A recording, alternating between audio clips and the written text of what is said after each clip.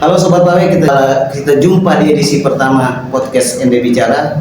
Podcast ND Bicara adalah sebuah podcast yang digagas oleh teman-teman dari Persatuan Wartawan ND, teman-teman Pawe, di mana podcast ini akan memberikan ruang kepada siapa saja, baik pengambil kebijakan maupun pengamat politik, pengamat sosial, pengamat ekonomi atau pelaku UKM untuk berbicara di ruang podcast ini terkait dengan isu lokal di Kabupaten Ende. Untuk edisi pertama di podcast kali ini kita masih berbicara tentang internal dari PAWE, di mana kali ini kita menyambut HPN dan ulang tahun PAWE yang pertama di tanggal 9 Februari 2026.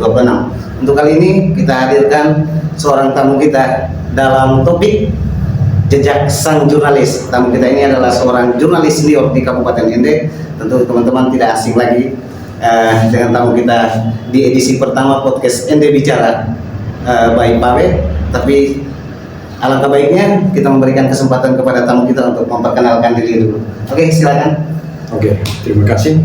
Nama saya Alex. Saya bekerja di Media Timor Express atau biasa dikenal dengan Timex, yang kantornya ada di Kupang, ibu kota Provinsi Sulawesi Timur. Oke, baik. Kaleksi hari ini jadi tamu dulu ya, Kaleksi. Ya, terima Sebenarnya kasih. Kaleksi juga tuan rumah di ruang podcast ini, tapi kali ini kita berbicara tentang pekerja pers atau jurnalis. Ya.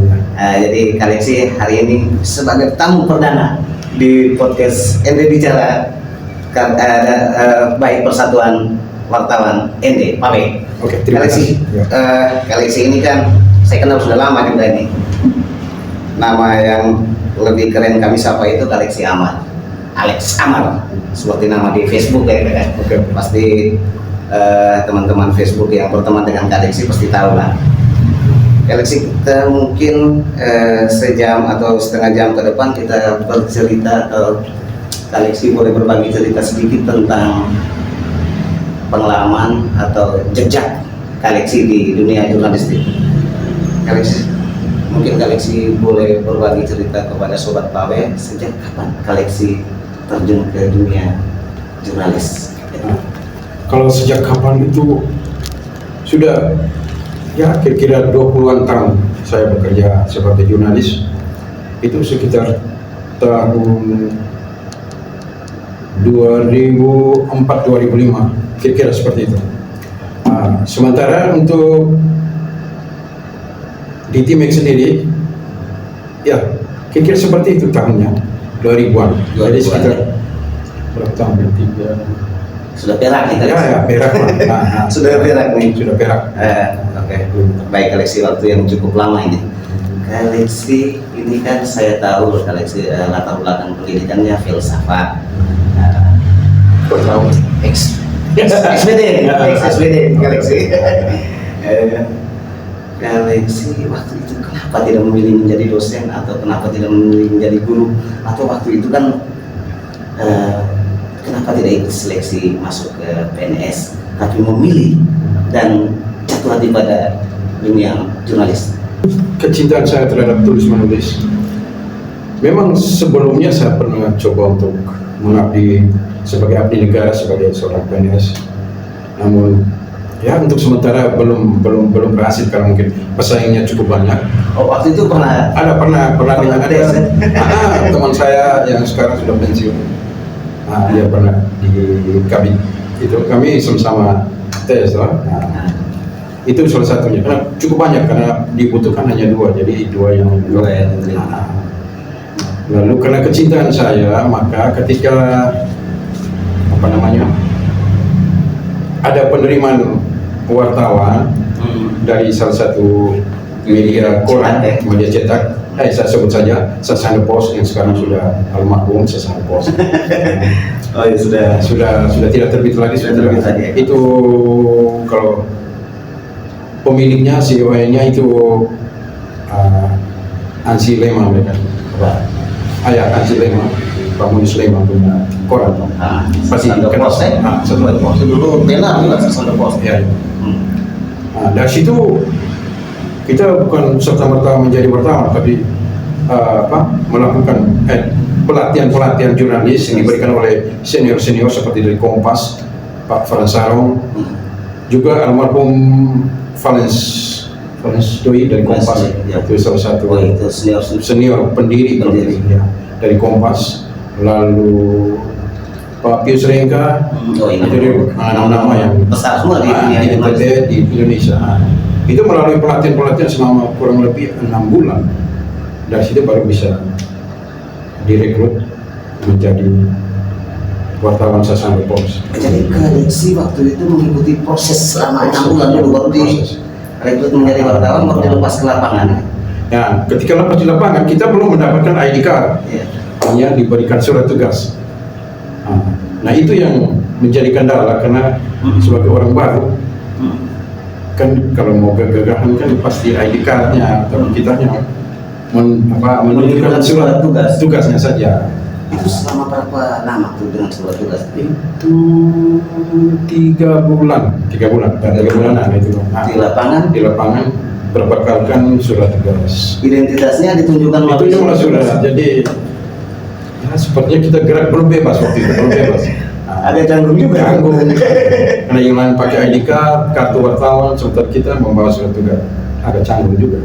Tapi bakal pengetahuan tentang kerja-kerja di dunia jurnalistik sudah ya? Sudah diberikan secara penuh oleh senior-senior dulu seperti saya sebutkan tadi. Selama proses di redaksi Sasando Post. Itu tentang strike news, bagaimana kita menulis feature, lalu bagaimana etika kita bertemu dengan narasumber, bagaimana pertanyaan-pertanyaan yang harus dilontarkan. Itu diajarkan semua. Dari hal non teknis sampai teknis. Ya.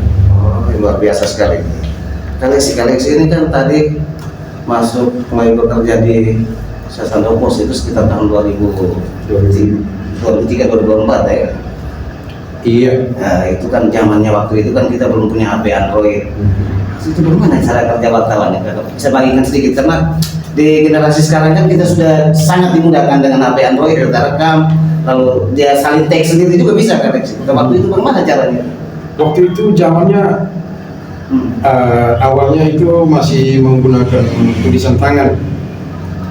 Itu disampaikan menggunakan fax ke redaksi, lalu di sana mereka lalu ketik ulang lagi.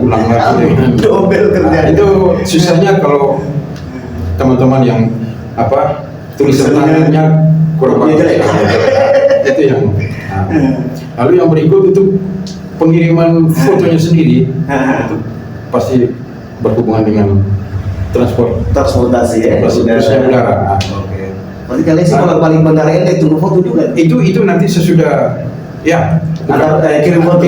Ya, kirim foto. Di sana baru dicetak. Kaleksi, kalau bekal atau peralatan, kita boleh bilang peralatan perang wartawan saat itu tuh kira-kira apa yang Kaleksi bawa ke lapangan? Notis atau sudah ada alat rekam waktu itu? Pertamanya pasti notis itu ada, baru setelahnya rekaman. Ada tape recorder yang kecil, pakai pizza itu, pizza. Jadi kita harus merekam pakai itu lalu mendengarkan lagi suara rekaman. Kayaknya Walkman itu yang pakai pizza. Iya, seperti itu. Walkman ada kecil. Yang kecil, yang ukuran segini ya.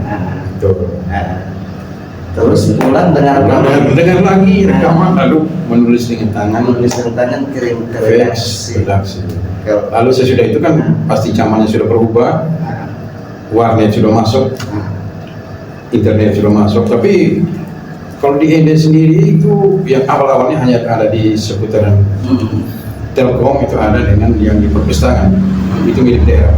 Jadi setelah pulang libur dengan rekaman, tulis tangan, antar ke tempat warnet untuk fax ke redaksi. Wih, rumit juga ini Kaleksi. Rumit itu. Beda dengan zaman sekarang. Ya, zaman sekarang ini kita begini, rekam selesai, jadi foto tak kirim langsung redaksi. Tayang. Oke. Kaleksi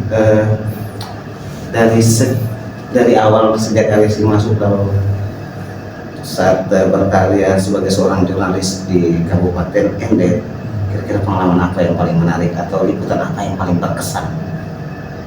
Soal liputan yang paling berkesan ya, itu ketika saya membuat feature tentang Chano Pasirua, pemain pianis, itu saya mendapatkan penghargaan yang luar biasa karena waktu itu tidak disangka mendapat mau bilang peringkat atau tapi tulisan yang terbaik di Jawa Pos. Nah, di situ kan diikuti oleh beberapa wartawan dari di grup Jawa Pos ya, Jawa Pos sekitar ratusan kalau di Jawa Pos. Di grup Jawa Pos mengikuti itu kan. Jadi kalau saya tidak salah judul saya waktu itu saya pilih dari pianika menuju pentas dunia karena waktu itu kan ada kita Chano itu kan mengikuti lomba pianis, ada memenangi beberapa kategori, mendapatkan emas, ada beberapa emas di Amerika. Dari situ saya merasa, bisa coba angkat sisi humanisnya dia. Akhirnya ya itu mendapat terbaik. Ada piagam penghargaan dengan piala dan duit. Nah, duit itu ya. Sedikit kasih redaksi selanjutnya. Saya ingat waktu itu koleksi terakhir saya tuh pulang dari Kupang setelah terima penghargaan itu koleksi sambil ngopi lah santai kita sambil ngopi ngopi dulu. Nah, koleksi mohon maaf ini koleksi saya belum masuk ke kendala tapi saya juga mengikuti, saya menyaksikan sendiri salah satu kendala yang koleksi alam itu adalah koleksi tidak bisa mengendarai sepeda motor. Tapi koleksi yang menarik buat saya itu di saat ada kegiatan peliputan atau ada peristiwa yang terjadi di mana di satu tempat, kami yang punya kendaraan sepeda motor, kami yang bisa mengendarai sepeda motor belum ke lokasi. Koleksi sudah ada di lokasi. Itu kemana tuh koleksi ceritanya? Ya itu komunikasi dengan protokol, kita tanya kegiatan, ada kegiatan di mana, nah disitulah saya komunikasi ya bisa tidak saya dengan dibonceng nimbrung dengan mereka, begitu dengan kepala dinas kita kan, karena sudah lama kita berteman maka keakraban itu terjamin, sehingga ketika ada kegiatan kita ada kosong saya bisa numpang. Itu dengan cara ini, nah, seperti itu. Itu yang. Ya. Tapi kalau mungkin mereka tidak bisa berarti ojek ya kalau itu. Ojek. Tapi kadang-kadang saya kalau jaraknya dekat saya jalan kaki sambil olahraga. Ya. Itu. Oke, koleksi cerita koleksi ini seru juga nih. Jadi inspirasi juga buat kita yang baru mulai terjun ke dunia jurnalistik. Ada kendala, ada kekurangan, tapi ya militansinya itu ya. Kakak-kakak ini kan berada di, saya boleh bilang bahwa di dua generasi, dua zaman yang berbeda ya. Dulu dengan tulis tangan, lalu setelah itu tulis tangan fax, belum kan? Email dulu. Kirim berita pakai email, lalu BBM ya, sempat BlackBerry itu kan sudah mulai muda ya kan. Terus kemudian masuk ke Android itu kan sudah serba mudah sekali. Tapi mereka lihat ya, mungkin hari ini koleksi masih bertahan di lapangan, koleksi masih menjadi jurnalis, masih menjalankan tugas sebagai seorang pewarta. Kita mungkin bisa lihat perbedaan. Saya mau ingin tahu apa militansi wartawan dulu dengan wartawan di era sekarang gitu. Ya.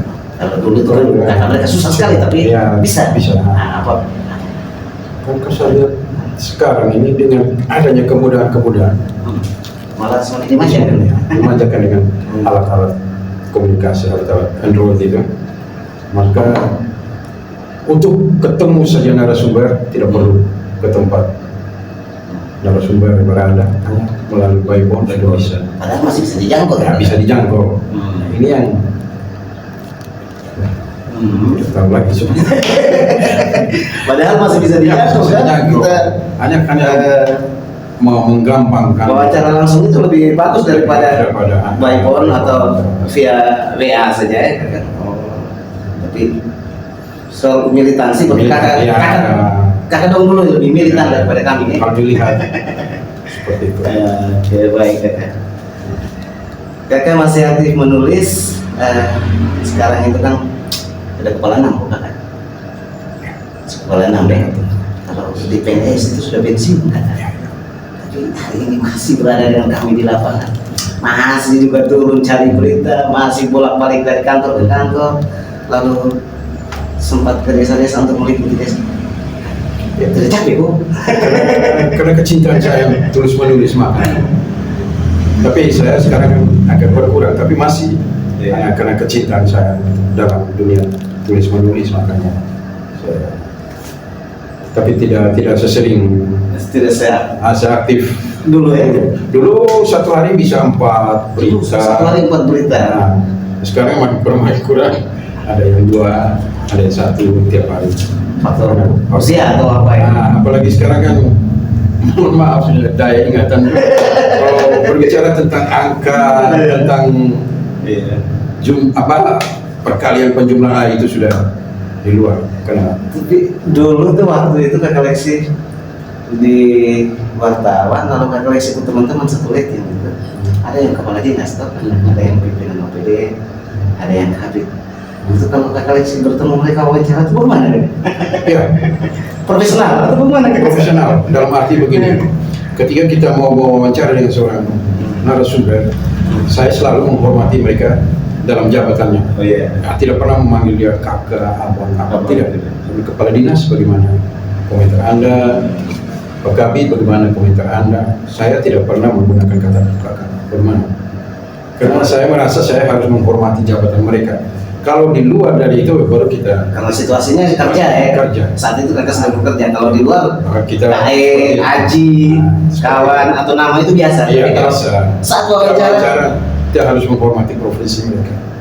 sebagai kepala dinas atau kepala bidang atau apa. Untuk Itu penting sekali. Penting. Refleksi kapan berhenti menulis? Mas lama kok. ketika tangan saya sudah tidak bisa mengetik, Istri bisa ketik lagi baru berhenti. Berhenti. Atau kaki istri bisa jalan lagi baru. kira-kira seperti itu. Oke. Tapi ya selama jari masih bisa bergerak. Meskipun seperti saya katakan tadi, intensitas berkurang. intensitasnya berkurang tapi Dari 4 ke 1 ke 2 seperti itu. insting nalurinya masih ada ya. Kakak, sekarang ini kan kita di tengah tantangan perkembangan dunia teknologi yang begitu pesat kan, medsos yang luar biasa sekali ya kan. Kadang-kadang nih kita baru pulang liput, misalnya ada satu peristiwa kapal tenggelam atau perahu tenggelam atau kecelakaan, kita baru pulang liput kan. Media sosial sudah duluan, Facebook sudah duluan, TikTok sudah duluan, Instagram sudah duluan. Kakak melihat apa tantangan wartawan sekarang dengan perkembangan medsos yang begitu luar biasa? Tantangan utama sering mereka teman-teman rekan-rekan tidak menggali lebih dalam, hanya melihat di atas permukaan. Misalnya kapal tenggelam, berapa penumpang hilang, tapi tidak menggali secara detail mengapa dia tenggelam. Oh, iya. Jadi keunggulan dari koran atau media cetak itu kan dia menggali sampai lebih dalam. Nah, kalau sekarang kan hanya di atas permukaan saja, itu menurut pengamatan saya. Kalau medsos kan, misalnya ada kapal tenggelam, dia lihat apa yang terjadi sih, kapal tenggelam, kapal ini tenggelam di pantai ini. Tapi kalau seorang jurnalis, dia harus mencari penyebabnya. Why? Mengapa kapal itu tenggelam? Dan narasumbernya harus Supaya jualan beritanya lebih kuat ya. lebih kuat, ya. Seperti itu. Tantangannya di situ ya. Kita harus menggali lebih dalam. Oke, baik. Kali sih. Kali kan masih aktif menulis nih, masih bersama kami yang umur kepala 4, kepala 3, bahkan ada kepala 2 juga yang sudah selayaknya koleksi panggil anak. Tapi hari ini sudah berada bersama koleksi di jalan karya yang sama di dunia jurnalis. Mungkin apa pesan koleksi untuk kami yang muda? Ya, tetap berkarya tapi profesional di atas segala-galanya. Tetap profesional. Berkarya dan tetap profesional. Baik Galaxy. Terima kasih ya Galaxy Oke. sudah jadi tamu di rumah sendiri Galaxy. Terima kasih juga. Oke, baik. Pertama. Orang pertama Galaxy ini kan podcast Ende Bicara. Baik Persatuan Wartawan Ende Pawe yang kita gagas untuk memberikan ruang kepada siapa saja, baik pengambil kebijakan maupun pengamat atau pelaku usaha di Kabupaten Ende berbicara mengenai isu lokal di Kabupaten Ende. Ini hari kan perdana karena kita ini dalam rangka Hari Pers Nasional tahun 2026 di tanggal 9 dan sekaligus ulang tahun Pawe yang pertama. Jadi Pawe ini sudah tahu ya, Pawe Persatuan Wartawan Ende. Oke. Galaxy, terima kasih sudah hadir di room podcast Ende Bicara milik Pawe. Oke. Kedepannya Galaxy, saya hanya pertama Galaxy Roy yang jadi tuan rumah selanjutnya.